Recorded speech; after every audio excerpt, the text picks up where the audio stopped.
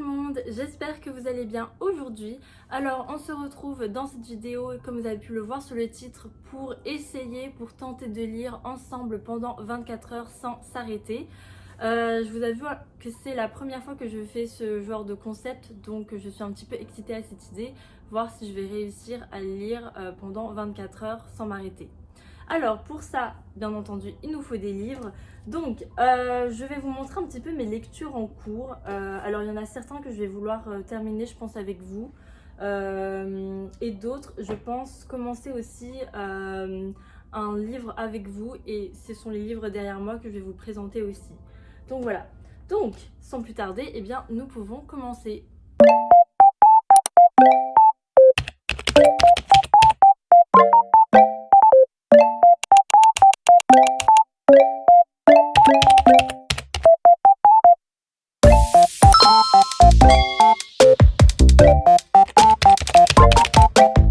Alors, je vais commencer tout de suite par vous montrer les livres que je lis en ce moment, en tout cas mes lectures les plus actives, que je lis au moins pratiquement tous les jours.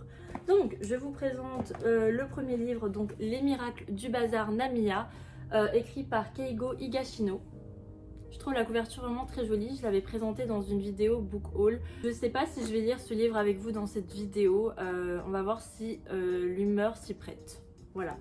Ensuite, mon deuxième livre que je lis en ce moment, c'est celui-ci, donc À l'Ouest, rien de nouveau, écrit par Éric Maria Remarque. Donc c'est un livre sur, on va suivre en fait le témoignage d'un jeune soldat allemand pendant la Première Guerre mondiale. Je suis en fait, on va dire qu'au début, mais ce livre est déjà assez, comment dire, c'est pas une lecture facile. Voilà, j'essaie de vous le montrer sans les reflets. Voilà, le prochain livre que j'ai à présenter, et c'est ce que je pense que je vais essayer de terminer avec vous. Donc, je vous présente le deuxième tome de 1Q84, la trilogie assez populaire de Haruki Murakami. La voici. Donc là, en ce moment, je suis à quelle page? Je suis à la page 330 et le livre fait... Attendez une minute, je vous le dis. Il fait exactement 496 pages. Donc je vais essayer de lire. Alors donc du coup ça va faire un peu plus de 160 pages que je vais essayer de terminer avec vous. Donc dans ce livre, que dire? Alors dans le premier tome, dans le premier récit, on va suivre en fait deux personnages. Donc on va suivre Aomame qui est une sorte de tueuse professionnelle qui va se retrouver en fait dès le début du récit, elle va basculer en fait dans une sorte d'autre réalité alternative. Et tout ça se passe pendant l'année 1984. Et à côté, en fait, en parallèle, on va suivre le personnage de Tengo qui va en fait réécrire le roman, qui est un écrivain et un professeur de mathématiques, qui va réécrire le roman d'une jeune adolescente du nom de Fukaeri. Il va réécrire son roman. Et en fait, dans ce roman, qui va devenir un best-seller, qui va vraiment devenir très populaire, il y aura en fait une sorte d'entité mystérieuse qui s'appelle les Little People, qui semble en fait avoir une certaine influence sur le monde, sur la société. Et donc, on va suivre un petit peu ces deux personnages qui ne se sont jamais en fait, qui se sont jamais vus en fait. Ils vont avoir une sorte de lien invisible entre eux, ils vont être connectés d'une certaine façon et ils vont... En fait, il va y avoir un événement en fait de leur enfance où ils étaient ensemble, mais en tout cas, pour l'instant, on les suit vraiment séparément. Et voilà, on sent qu'il y a un lien assez fort, assez invisible entre eux. Le premier livre était génial, le deuxième, c'est juste incroyable. La lecture, enfin la plume de l'auteur, son univers, tout est juste, il mélange tellement de genres. On a du fantastique, on a du thriller, on a un peu de romance. C'est vraiment, je trouve, une plume très atypique. Et il y a des passages où il se passe pas grand chose et pourtant sa manière d'expliquer, on est vraiment dedans. C'est extrêmement, en fait, sa plume est très très agréable. Et ça c'est vraiment drôle parce que il y a quelques années, j'avais essayé de lire un livre de cet auteur. Je crois que ça s'appelait Chronique de l'oiseau à ressort parce qu'il y avait une de mes anciennes amies qui me l'avait prêté pour que je le lise. Et je me rappelle qu'à ce moment-là, je trouvais, j'avais pas du tout aimé, je l'avais pas terminé, j'ai trouvé que que l'histoire était nulle, que c'était mou, qu'il se passait rien. Je pense que j'ai juste pas su saisir la portée en fait de l'œuvre de cet auteur. Et là en fait je suis tellement contente en fait d'avoir lu, d'avoir commencé en fait cette trilogie. J'ai aussi lu Les Amants du Spoutnik de ce même auteur que j'ai adoré. Donc franchement en fait comme quoi des fois il y a des livres qui méritent vraiment une seconde relecture. Ouais. Alors maintenant passons au livre que j'ai envie de commencer avec vous. Alors que j'ai 10 000 livres en cours, hein, mais ça ne m'empêche pas de vouloir commencer un autre livre. Alors je suis aussi dans ce mood en fait où j'aimerais continuer une trilogie ou continuer une saga que j'avais commencé. Donc je pense que vous allez le ressentir dans cette pile de livres que j'ai choisi, dans cette sélection. Donc on va commencer par le premier. Donc j'aimerais lire la suite de Fourth Wing, donc Iron Flame de Rebecca Yarros. Alors j'avais beaucoup aimé le premier tome et je me dis voilà, une petite romantécie ça peut être pas mal. Voilà, connaître la suite. Donc peut-être que je vais lire ça avec vous, je n'en suis pas sûre. C'est là où en fait j'aurais aimé que ça soit interactif et avoir vos avis parce que j'hésite vraiment entre plusieurs livres et donc je sais pas en fait comment me décider. Ensuite, là ça va être un one shot mais c'est un classique hein, de l'horreur. Donc voici Shining de Stephen King.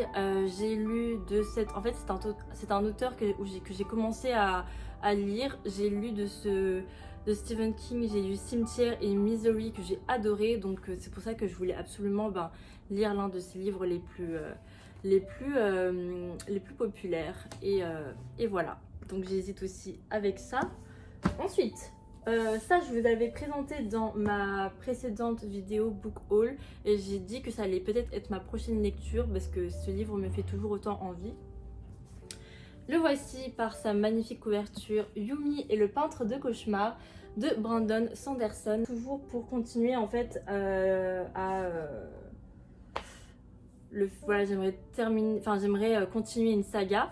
Donc j'aimerais lire la suite de La Cité de Jade, donc de Fandali. Donc j'aimerais lire le deuxième tome qui est intitulé La Guerre du Jade. J'avais beaucoup aimé le premier livre. Peut-être que je vais me laisser tenter pour cette vidéo de lire celui-ci. Ensuite, j'ai dit que je voulais le lire pendant l'automne, ce livre-là, ce gros bébé. Donc, L'Empire des damnés de Jake Christophe. J'aimerais absolument le sortir, le lire. Je sais pas ce qui m'en... Enfin, je pense que c'est un petit peu l'épaisseur de ce livre qui me... Comment dire, qui m'intimide un tout petit peu. Mais... Voilà, j'ai eu un énorme coup de cœur pour le premier tome.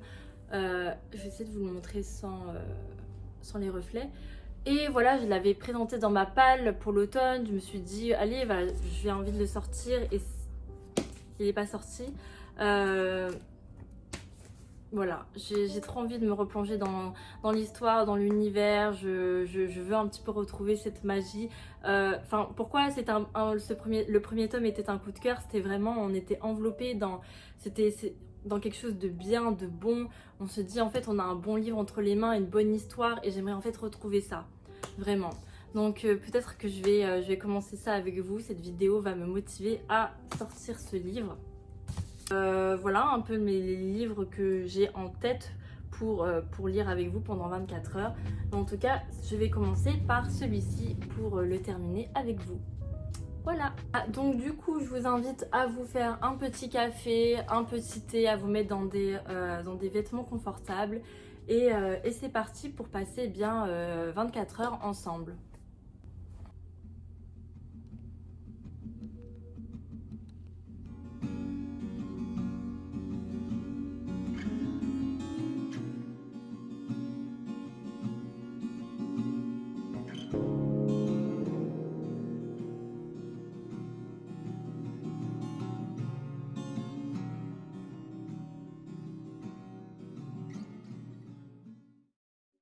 J'aimerais tellement vous en dire plus sur ce livre, mais étant donné que là je suis au deuxième tome, j'ai pas envie d'en dire trop, j'ai pas envie de spoiler. Disons seulement que dans le premier livre, en fait, comme je vous l'avais dit, le personnage d'Aomame va, dès le début du récit, elle va basculer dans une sorte de réalité alternative. Et le personnage de Tengo et d'Aomame, ils vont dans le premier livre un petit peu vivre leur vie, chacun de leur côté, ils vont jamais se rencontrer. On sent qu'il y a un lien entre eux, on sent qu'il y a une connexion, mais elle est très subtile. Et disons que dans ce deuxième livre, on va voir que Tengo va également basculer dans cette autre réalité. Et ils vont, disons, essayer un peu plus de rechercher l'autre, de se retrouver. C'est tout ce que j'ai à dire. Après, il y a énormément, en fait, ce que j'aime bien, c'est qu'il y a énormément de mystères. On est un petit peu, des fois, on a l'impression qu'il y a des choses qui se clarifient. Après, il y a d'autres complications. On ne sait pas démêler, en fait, le réel, on ne sait pas démêler le faux, et c'est ça qui en fait fait que le livre en fait est génial. C'est qu'on passe un super bon moment, mais on est un petit peu en plein dans une atmosphère un peu mystérieuse, très onirique. On est entre la réalité et la fiction, et on a en plus des personnages, voilà quoi, des personnages qui sont vraiment hyper intéressants. Je trouve que voilà, je passe un très bon moment de lecture jusqu'à présent. Donc là, j'ai seulement lu 362 pages, mais je vais continuer ma lecture. C'était un petit peu pour vous dire où j'en étais. Donc continuons.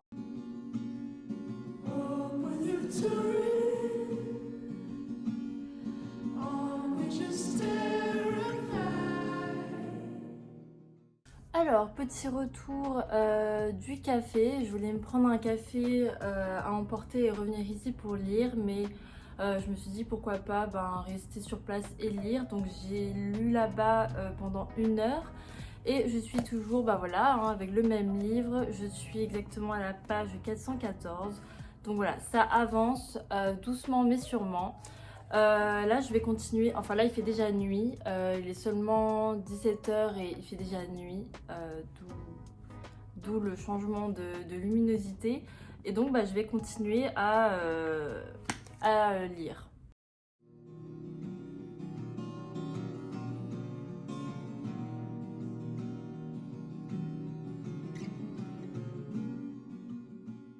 Et c'est malheureusement avec regret, avec tristesse que je referme ce deuxième tome. La lecture était juste géniale. J'ai adoré, j'ai essayé de la savourer le plus possible. La plume est juste incroyable. On sent que l'intrigue va s'intensifier en fait dans ce deuxième tome.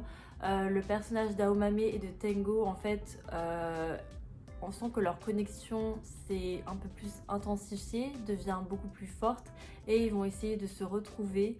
C'est juste tellement agréable, c'est juste tellement plaisant. Et il y a dans ce livre, on sent que l'auteur a une grande culture. Donc c'est vraiment un petit peu avec tristesse que je termine ce livre, parce qu'on passe vraiment un très très bon moment. Si vous ne connaissez pas cette œuvre, franchement, si vous ne connaissez pas cet auteur, en fait, lisez-le, il est vraiment excellent, je trouve, et sa plume est vraiment originale, pour le coup. Alors, pour faire un petit récapitulatif, j'ai commencé cette vidéo à 14 h, il est maintenant 20 h.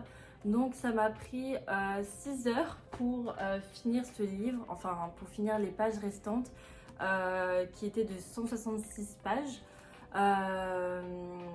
Mais je vous avoue que voilà, j'ai vraiment pris mon temps pour finir ce livre, pour le savourer, et j'aurais peut-être en plus bien aimé que ça fasse 200 ou 300 pages de plus, tellement j'ai juste kiffé, j'ai adoré l'univers, adoré la plume. Voilà, terminé. Et donc maintenant je ne sais toujours pas en fait quelle sera ma prochaine lecture parmi les livres que je vous avais montré plus tôt. Mon humeur se penche vers de la fantaisie, donc je me dis, est-ce que je commence pas ce livre-ci, donc Yumi et le peintre de cauchemars de Brandon Sanderson. Ce sera mon premier Sanderson. Je voulais à la base lire Fils des brumes, mais je me dis que celui-ci c'est un one-shot. Pourquoi pas? La couverture est très jolie, je suis fan, j'aime beaucoup.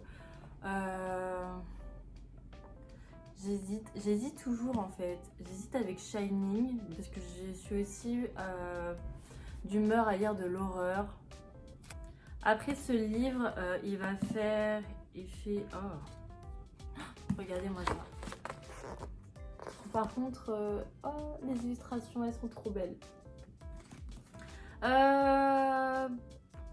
Ce livre fait... Attendez, je vous dis ça. Ce livre fait exactement 647 pages. C'est écrit assez gros, hein, je trouve. Je vous montre. Je trouve que c'est écrit plutôt gros. Je vais comparer. Alors, Shining, bon, il est en poche. Hein, il est écrit aussi gros, j'aime plutôt bien. Il va faire 758 pages. Est-ce que je lis un Stephen King? Alors, je pense que je vais aller avec ce livre aussi, hein, pourquoi pas. Donc, je vais commencer mon premier Sanderson avec vous. Donc, dans ce one-shot, nous allons suivre... c'est un livre à propos de... Nous allons suivre deux personnages. Donc, le personnage de Yumi, une prêtresse qui vit dans une planète baignée de lumière et de chaleur. Et nous allons également suivre le personnage de peintre, c'est ainsi qu'il est nommé, qui lui vit au contraire dans une cité froide entourée de ténèbres et de cauchemars. Donc ils ne connaissent pas l'existence de l'un et de l'autre, ils viennent de planètes complètement différentes, de mondes différents, et ils vont jusqu'au jour où ils vont commencer à échanger de place à chaque réveil. Et là ça va être un petit peu compliqué de ce que je vois, car ils ont en fait tous les deux dans leur propre monde respectif une sorte de fonction, un rôle important à jouer. Et donc ça va être un petit peu compliqué une fois qu'ils vont voir qu'ils sont en train d'échanger de corps à chaque réveil. Donc ça va être un petit peu difficile à gérer. Donc voilà tout ce que j'en sais. Voilà ce que la quatrième de couverture en dit. Donc j'aime plutôt bien, ça en dit pas beaucoup. Alors par contre...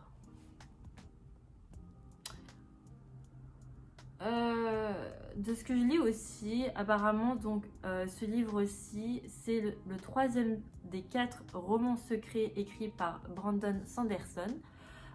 Donc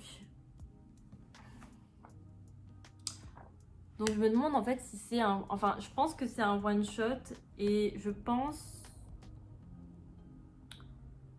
qu'il peut y avoir peut-être des références. Du coup, en fait, maintenant, j'hésite. Est-ce qu'il faut que j'ai lu d'autres livres de cet auteur ou est-ce que il y aura vraiment des références vraiment minimes, vraiment subtiles, je ne sais pas, donc on va voir ça, on verra ça. Si vraiment je vois qu'il y a vraiment des références vraiment que je comprends pas, etc., je pense que je vais lire ce livre pour une prochaine fois, et sinon je vais continuer. Voilà.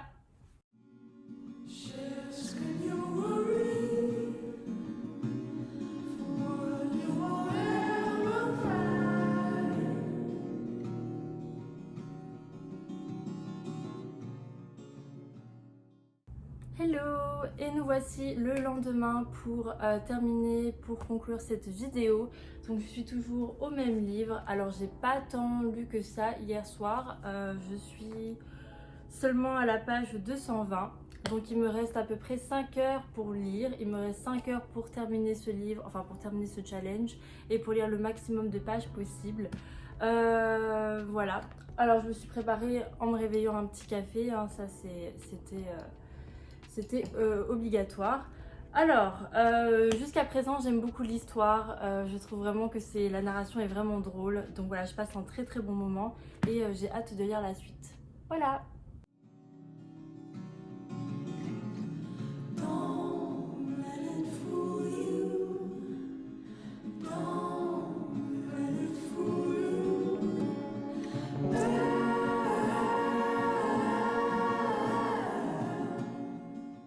Alors petite update sur le livre, donc là je suis à un peu plus de la moitié du livre, donc je suis à la page exactement 333. Donc comment vous dire que là pour l'instant je suis toujours aussi conquise par ma lecture. J'aime l'univers, j'aime les personnages, j'aime beaucoup les thèmes abordés, les réflexions qu'il peut y avoir, mais j'en parlerai un peu plus en détail quand j'aurai terminé le livre, si je le termine à temps. Voilà. Salut tout le monde, alors on se retrouve aujourd'hui pour la suite de ma vidéo le lendemain.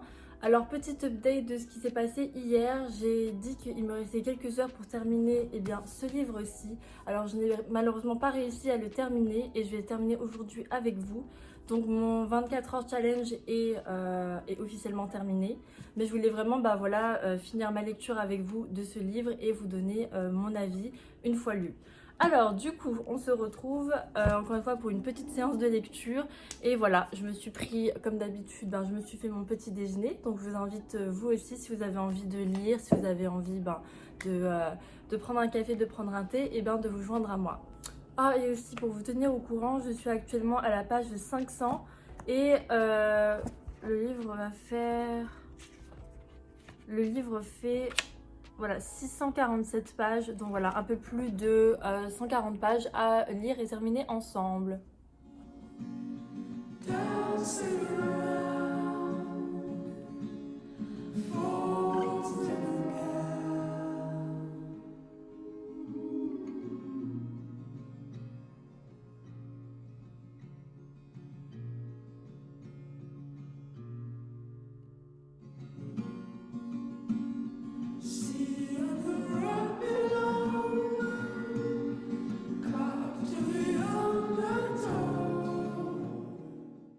Et voilà, je viens tout juste de terminer Yumi et le peintre de cauchemars, et que dire à part que j'ai juste adoré l'histoire. J'ai trouvé l'univers, l'intrigue extrêmement captivante, j'ai adoré les personnages, je les ai trouvés touchants, attendrissants, surtout le personnage de peintre. J'ai adoré en fait que leur roman soit vraiment très subtil, que leurs relations se construisent petit à petit. J'ai trouvé qu'il y avait une certaine justesse dans le livre parce que voilà, dans l'histoire, ils viennent de planètes différentes, ils échangent de corps en fait à chaque réveil et ils doivent un petit peu essayer de s'apprivoiser l'un l'autre, d'essayer de comprendre l'autre, et du coup au début ils ont forcément un avis vraiment différent, une perception différente de la vie. Donc au début, il y a forcément des petites querelles, des petites mésententes, de la frustration de la part des personnages. Et j'ai trouvé ça tellement juste. Et après, ensuite, on sent une affection entre eux, on sent une connexion. J'ai vraiment adoré. Et le gros point positif pour moi dans cette œuvre, c'était l'art qui occupe une place très importante dans cette histoire. En fait, il y a énormément de réflexions hyper intéressantes sur l'art. Qu'est-ce que l'art? Quelle est son utilité? Est-ce qu'elle doit avoir une utilité? Le fait que le personnage de Yumi et de peintre ont une perception vraiment différente, j'ai trouvé ça vraiment bien, j'ai trouvé ça frais. On a beaucoup d'humour dans ce livre, on a franchement une intrigue très intéressante. Il y a franchement un passage on est juste choqué, c'est juste un passage de dingue et on est vraiment perdu. Et là on a un narrateur, une narration vraiment drôle. Donc franchement j'ai trouvé que voilà, j'ai passé un très bon moment pendant cette lecture. Et encore une fois, le fait de voir la pensée artistique de chacun des protagonistes changer peu à peu, et le fait qu'ils arrivent au début à difficilement se comprendre et après à un peu mieux compatir à l'autre, à leur situation. Voilà, j'ai juste adoré. Franchement, pour un premier Sanderson, c'était juste génial. C'est un livre que je recommande, un très très bon one-shot pour ma part. Ça a complètement comblé mes attentes. Donc voilà, c'est un livre vraiment que je recommande. Je suis contente de l'avoir commencé, de l'avoir terminé avec vous, même si j'ai dépassé mon 24 heures, c'est pas grave. Donc voilà. Et c'est ainsi que se conclut ma vidéo 24 heures challenge à lire avec vous. Donc j'espère que ça vous a plu. Donc voilà, je vous dis du coup à la prochaine pour une autre vidéo. Je vous souhaite à tous une belle journée, une belle soirée. Et voilà, donc à la prochaine. Bye bye!